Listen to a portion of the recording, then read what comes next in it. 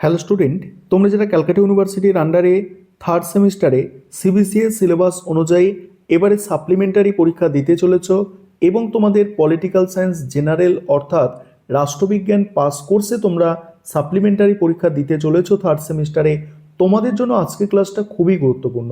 আজকের ক্লাসে তোমাদের 100% কমনযোগ্য সাজেশন নিয়ে আলোচনা করব। তোমাদের প্রথমেই 15 নম্বরের প্রশ্ন দেখো। 15 নম্বরের জন্য যে প্রশ্নগুলো তোমরা তৈরি করবে, মডিউল 1 থেকে প্রথম দেখো। মডিউল 1 থেকে প্রথম প্রশ্ন থাকছে ভারতের সংবিধানে সংরক্ষিত স্বাধীনতার অধিকারটি ব্যাখ্যা করো। দ্বিতীয় প্রশ্ন ভারতের রাষ্ট্রপতির ক্ষমতা ও পদমর্যাদা আলোচনা করো। 3 নম্বর প্রশ্ন ভারতের কমিটি ব্যবস্থার ওপর একটি টিকা লেখো। 4 নম্বর প্রশ্ন ভারতে কেন্দ্র ও রাজ্যের মধ্যে শাসনতান্ত্রিক ক্ষমতা বন্টনের ওপর একটি সংক্ষিপ্ত টিকা লেখো।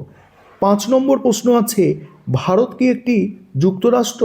উত্তরের সপক্ষে যুক্তি দাও। 6 নম্বর প্রশ্ন ভারতের সুপ্রিম কোর্টের গঠন ও কার্যাবলী আলোচনা করো। 7 নম্বর প্রশ্ন ভারতের সংবিধানে সাম্যের অধিকার ব্যাখ্যা করো। 8 নম্বর প্রশ্ন ভারতের প্রধানমন্ত্রীর ক্ষমতা ও পদমর্যাদা আলোচনা করো। এখানে টোটাল দেখো মডিউল 1 থেকে তোমাদের 8টি প্রশ্ন দেওয়া হয়েছে।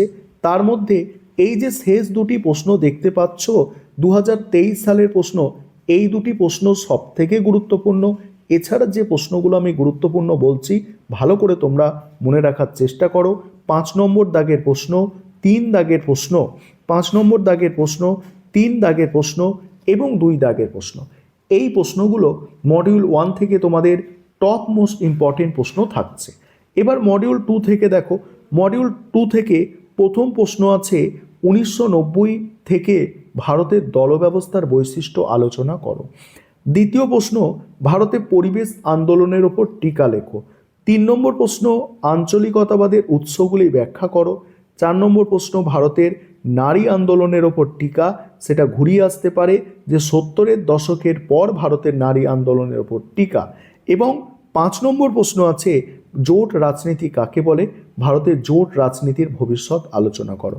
এই যে শেষ দুটি প্রশ্ন আছে 4 দাগ এবং 5 দাগের প্রশ্ন, এই দুটি প্রশ্ন হচ্ছে তোমাদের জন্য সবথেকে এখানে গুরুত্বপূর্ণ টপ মোস্ট ইম্পর্টেন্ট প্রশ্ন। এবারে তোমাদের 10 নম্বরের প্রশ্নের সাজেশন নিয়ে আলোচনা করব। তার আগে যে বিষয়টা তোমাদের বলার আছে, তোমাদের জন্য এই পেপারের সাপ্লিমেন্টারি পরীক্ষার জন্য সম্পূর্ণ স্টাডি মেটেরিয়াল তৈরি করা হয়েছে, উন্নত মানের স্টাডি মেটেরিয়াল, যাতে তোমরা কম সময় খরচ করে ভালো নম্বর পেতে পারো বা তোমাদের সাপ্লিমেন্টারিটা ভালোভাবে ক্লিয়ার করতে পারো। তোমরা স্টাডি মেটেরিয়াল পারচেস করার জন্য অবশ্যই তোমরা স্ক্রিনে দেওয়া নম্বরে যোগাযোগ করতে পারো। এবারে 10 নম্বরের প্রশ্নের সাজেশন দেখো। 10 নম্বরের জন্য যেগুলো তৈরি করবে, মডিউল 1 থেকে প্রথম প্রশ্ন ভারতীয় সংবিধান প্রস্তাবনার তাৎপর্য বিশ্লেষণ করো। দ্বিতীয় প্রশ্ন লোকসভার অধ্যক্ষের ভূমিকা বা স্পিকারের ভূমিকা আলোচনা করো। 3 নম্বর প্রশ্ন ভারতের কেন্দ্র ও রাজ্যের আইনগত সম্পর্কটি আলোচনা করো। 4 নম্বর প্রশ্ন ভারতীয় সংবিধানে 14 নম্বর ধারাটি আলোচনা করো।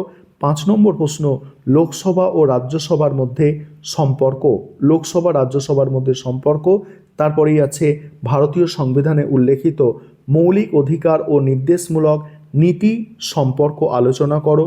নেক্সট আছে ভারতের বিচার বিভাগীয় সক্রিয়তার ওপর একটি টিকা লেখো। তারপর মডিউল 2 থেকে 10 নম্বরের যে প্রশ্ন তোমরা তৈরি করবে, এখানেও 2023 সালের যে প্রশ্ন দুটো আছে মাথায় রাখবে। 2023 সালের প্রশ্ন এবারে তোমাদের জন্য সবথেকে গুরুত্বপূর্ণ প্রশ্ন।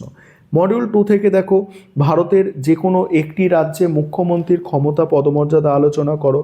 73তম 74তম সংবিধান সংশোধনের তাৎপর্য বর্ণনা করো। ভারতের স্থানীয় শাসন ব্যবস্থায় গ্রাম পঞ্চায়েতের ভূমিকা আলোচনা করো। নেক্সট হচ্ছে মুখ্যমন্ত্রী ও রাজ্যপাল সম্পর্ক আলোচনা করো। নেক্সট নির্বাচনী সংস্কারের ওপর একটি টিকা লেখো। নেক্সট ভারতের নির্বাচন কমিশনের ক্ষমতা আলোচনা করো। নেক্সট ভারতে আঞ্চলিকতাবাদের উদ্ভবের কারণগুলি আলোচনা করো। এই হচ্ছে তোমাদের টোটাল সাজেশন। এখানেও শেষ দুটি প্রশ্ন অর্থাৎ 2023 সালের যে দুটি প্রশ্ন আছে, এই দুটি প্রশ্ন হচ্ছে সবথেকে গুরুত্বপূর্ণ। আর 10 নম্বরের যে প্রশ্ন, 10 নম্বরের প্রশ্ন একটু বেশি করার তোমরা চেষ্টা করবে, কারণ 10 নম্বরের প্রশ্ন খুব বেশি রিপিট হয় না বড় প্রশ্নের মতো। এবং তোমাদের এই পেপারটা একটু শক্ত আছে বলতে কি প্রিভিয়াস ইয়ার্সের প্রশ্ন খুব বেশি রিপিট দেখা যায় না, 50%-এর মতো রিপিট হয়, যেখানে অন্যান্য সাবজেক্ট 70%, 80% রিপিট হয়ে যায়। তোমাদের কিন্তু এটা কিন্তু সেইভাবে রিপিটেশন হয় না। তাই এটা একটু সাবধানে তোমাদের পড়াশোনা করতে হবে। এবং তোমরা যারা স্টাডি মেটেরিয়াল পারচেস করতে চাইছো, অবশ্যই তোমরা স্ক্রিনে দেওয়া নম্বরে যোগাযোগ করতে পারো।